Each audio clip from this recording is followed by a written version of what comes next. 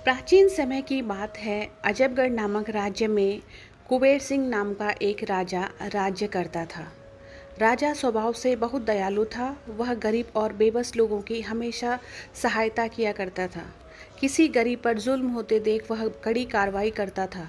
राजा के इसी स्वभाव से अजबगढ़ की प्रजा बहुत प्रसन्न रहती थी। राजा की भी एक ही इच्छा थी कि वह अपनी प्रजा को हमेशा खुश रख सके, लेकिन फिर भी राजा को हमेशा लगता था कि उसकी प्रजा खुश नहीं है। इसीलिए अक्सर राजा प्रजा का हाल जानने के लिए भेष बदलकर शहर में घूमा करता था और लोगों की राय जाना करता था।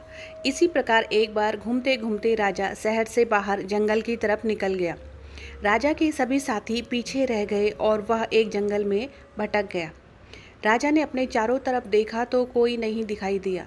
वह भूख प्यास से व्याकुल हो गया और शाम भी होने वाली थी। तभी राजा को एक ऋषि की कुटिया दिखाई दी। कुटिया को देखकर राजा की जान में जान आई। उसी समय राजा ने रात वहीं व्यतीत करने का फैसला किया।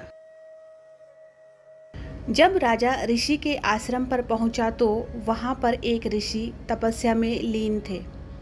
चारों तरफ बहुत ही सुंदर वातावरण था। चिड़िया चहक रही थी, पेड़ों से रस भरे फल लटक रहे थे और वातावरण बिल्कुल शांत प्रतीत होता था। राजा ने घोड़े से उतरकर ऋषि के समीप जाकर प्रणाम किया।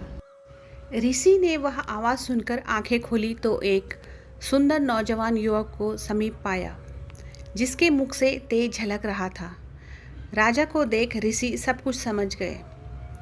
राजा ने ऋषि से रास्ता भटक जाने की बात बताई और वहां रात गुजारने के लिए अनुमति मांगी। ऋषि ने राजा को रुकने की अनुमति दे दी और राजा को खाने के लिए स्वादिष्ट फल दिए। जब राजा ने उन फलों को खाया तो राजा को वह फल अत्यंत मीठे और स्वादिष्ट लगे। राजा ने इससे पहले इतने मीठे फल कभी नहीं खाए थे। राजा ने ऋषि से फलों के इतने मीठे होने का कारण पूछा। राजा की बात सुनकर ऋषि ने कहा, यहाँ का राजा दयालु और न्यायप्रिय होगा। वह गरीबों की सहायता करता होगा। वह प्रजा के दुख दूर करने वाला होगा, इसीलिए यह फल इतने मीठे हैं। लेकिन राजा को इन सब बातों पर यकीन नहीं हो पा रहा था। पर राजा इन बातों को झुठला भी नहीं पा रहा था। इसीलिए राजा ने निरीक्षण करने का निर्णय लिया। सुबह होते ही राजा शहर की तरफ निकल पड़ा और राजधानी में वापस पहुंचने के बाद उसने अत्याचार करना शुरू कर दिया। उसने प्रजा पर कर बढ़ा दिए। अब राजा गरीबों को परेशान करने लगा। पूरे राज्य में हाहाकार मच गया। ठीक 1 महीने बाद राजा फिर उसी जंगल में उस आश्रम पर जा पहुंचा। जब राजा ने उस आश्रम को देखा तो वह भौंचक्का रह गया, क्योंकि जहाँ पहले हरे भरे पेड़ थे वह सब पेड़ सूख रहे थे। फलों में कीड़े लग रहे थे, चिड़ियाँ सीख रही थी। तभी घोड़े की आहट पाकर ऋषि अपनी कुटिया से बाहर आए और राजा को बिठाया। ऋषि ने राजा को ताजे फल खाने के लिए दिए। जब राजा ने ताजे फलों को खाया तो उसका पूरा मुंह कड़वाहट से भर गया। राजा ने ऋषि से फलों की कड़वाहट का कारण पूछा।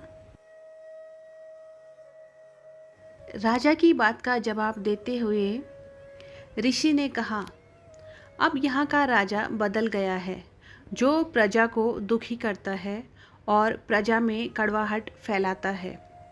इसीलिए सभी फलों का स्वाद कड़वा हो गया है। यह सब देख राजा बहुत प्रभावित हुआ और ऋषि को प्रणाम कर वापस लौट आया। राजा अगले दिन से पहले जैसा ही राज्य चलाने लगा। वह फिर से लोगों की सहायता करने लगा और उसके बदलने से फलों और प्रकृति में फिर से स्वाद आ गया और प्रजा फिर से सुखी रहने लगी। Thanks for watching.